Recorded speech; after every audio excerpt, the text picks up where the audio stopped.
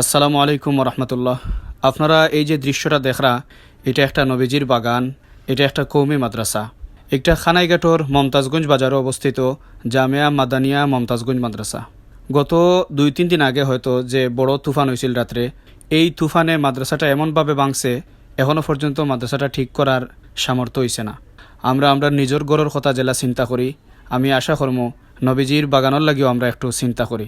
আল্লাহ তাআলা আমরা সবরে তৌফিক দক্কা, আমরা এই জামিয়া মাদানিয়া মমতাজগঞ্জ মাদ্রাসার মেরামতর খাজও যেন আমরা সব শরিক হইতাম পারি, যারার সামর্থ্য আছে ইনশাআল্লাহ।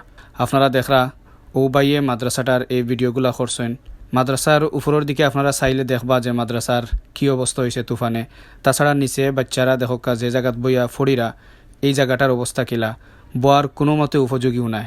এরপরেও উস্তাদ হলে ফড়াইয়া যাইরা, ছাত্র হলে ফড়িয়া যাইরা। এটাও একটা কওমি মাদ্রাসার বড় গুণ। আউকা আমরা সবে মিলিয়া সহযোগিতা করিয়া মাদ্রাসাটারে মেরামত করিয়া আবারও নবীর বাগানটারে সুন্দর করি।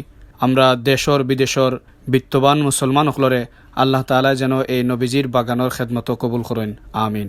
আমরা এলাকা অনেক গরিব, যার কারণে মানে আর্থিক অনুদান আমরা এলাকার মানুষের এটা হাঁটিয়ে তোলা কঠিন হয়ে যায়। আর আমরা মাদ্রাসার নিজস্ব কোনো ক্যাপিটাল নাই যে এই কাজটা আমরা নিজ থেকে করিয়ে নিতাম পারবো।